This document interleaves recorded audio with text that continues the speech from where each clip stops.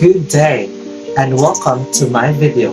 My video is about a prenatal checkup. By the way, I am Giovanni M. Dasmariñas, your student midwife. In prenatal checkup, the first thing to do is to greet the mother and offer her a seat to make her comfortable. Ma'am, kita nga. Okay ka na? Ma'am, napakay mga papel na prenatal record?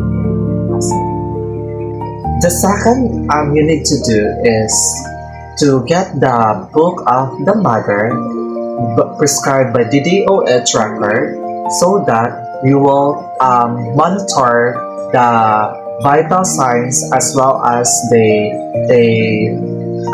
weeks of the visiting of the mother to the clinic. After getting the obstetric history of the mother, we need to have get the vital signs. Mapag-beauty ko nito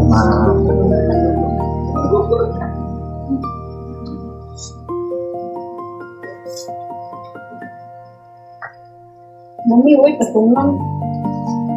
Hindi din tumagigil, patungan niya. Ikaw, kay matasa. Sorry, edit di si Mi ha. One, two. Ma'am, ano sa mga last menstrual period mo? Under 11, Ito sa limang So, ang imong expected date ma'am ay June 9, 2026. So, mauna na siya ang 33 weeks and 6-7 days. Okay. Ma'am, kanina imong pag-aral ma'am po, very importante kayo para mo.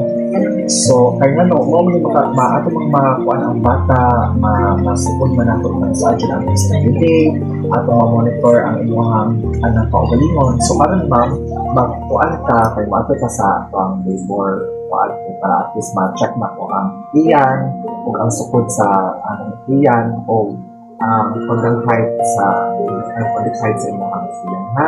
So, paliw sa lang ko ma'am, ang daan o ang daan o ang inyong gasin sige. Balik na kong kita.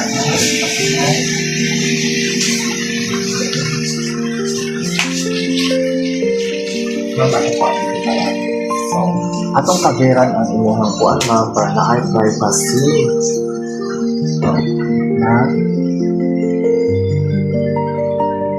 So, karon ma'am, akong kung ano mag-U-folds ko, ma'am, ha? Ma'am, mag-U-folds maneuver ko nila, ma'am, ha? So, i-wrap na to ang kuhaan ko para dili kuhaan ang bata makurat. So, sa ato sa i-check sa lang na to, so far, ang yan wala may previous surgery, na upoy mga kuhaan, mga katol-katol, kinautan, wala man. So, mag-U-folds. So, first is the fundal grip. Second is umbilical grip. So the third one is the pollex grip. So after the pollex, matubang ka rin.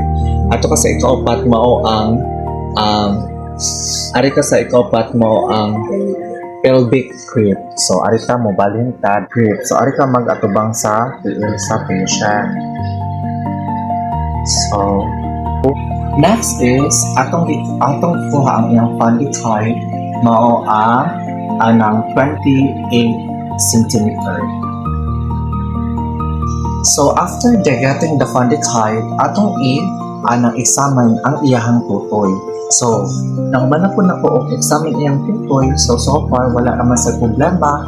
So, proceed na to sa next.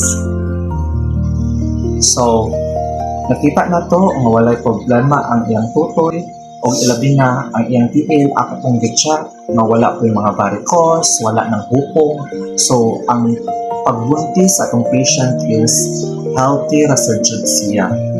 Kay At next is atong i-discuss ang the best benefits of the breastfeeding as well as the good nutrition and the exercises of the patient. Ma'am, kay normal naman ka sa atong pagkuhaan sa prenatal room. So, mag-proceed ka sa imong mga health education, no? So, karon mag-continue gyapon ka sa kung unsa pwede ingon sa atong kuan ma'am ha, sa ubi nato ma'am ha. O nga ang atong mga kuan vitamins, atong folic acid, ha, o kuan atong mga kung sa ako pwede sa PP, mga so mga ito atong pagkamutan. The next is kay ang mga danger sign, kung danger sign na nga, kung may itaan nga, kanang kuan, kanang sa imong pagbuntis na kakuan ka nga, makita ka nga sa problema nga, kuan ka, immediate ka nga, contact sa midwife. Okay ba? So, pagka ako po kang encourage kuan ma'am, ang ako man diri sa kuan, ako na dili kuan sa ang pag-visit dali di ako na naman, di ba upat na pag-visit ka? So, unong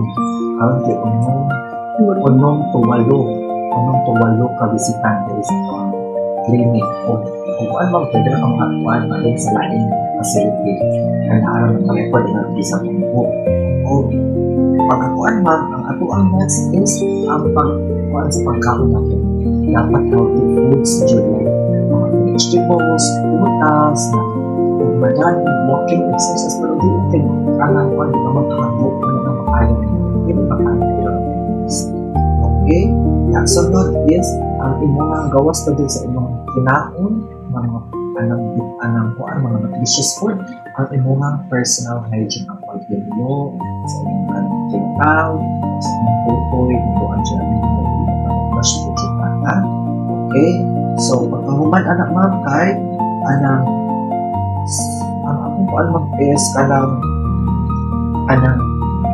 about din sa mga STI, parang STI pa ng bata, HIV, if ever ganun mag-use dyan na all, condom o dyan na dapat dyan condom pili mga kaunahan at pagkasunod is ang imong mga tumang ang imong katong prenatal, katong visiting dila ko ma, instead of 4 ato ka sa A. Okay, tanan dyan mo dyan ano na anang ko ano na pagkamuman katong birth plan mo ma'am ato dyan ang i-develop mo katong birth plan pagkamuman ay ka sa mga sa breastfeeding mo. Number 1 is ang breastfeeding mo dyan anang ikan sa inyong pagpaanak kailangan inyong patutuyan kailangan number 1 ang pinaka-the best na vitamins na ang colostrum mga dyan ay lami nga sa bata ka ng colostrum, okay?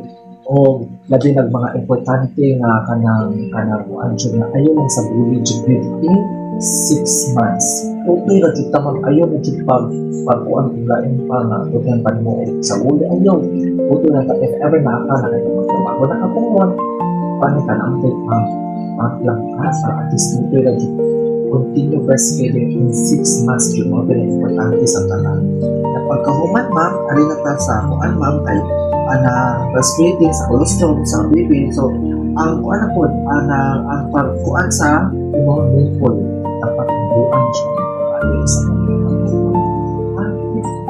pagkuan siya po sa bata ever ka to give it kuan ang atong upat ka proper pagkakuan sa bata ang pagkakuan sa ilang pagpasaka sa iyang pulo ang pagpanguna ever ka kanila iwan po ang pagkapasarang sa bata okay o pagkahuman okay nakuan man ka naman ka sa breastfeeding arin ko sa mga pamilitan kung sa may imong gusto atay mga pamilitan ang long term ang short term ang technique lang ang type or ang pamilitan o para dili mo ay siya pinag-alas na dapat magpamitan ka at least dili mo sunod-sunod ng ilang bata dili po tinaglabi na kita karon problema kita sa mga gastuin sa kung anang kuan kinabuhi so ginamot na tapos pamilitan so ako na po ang ato ang kuan anang ang mga benefit mo sa anang pamilitan ay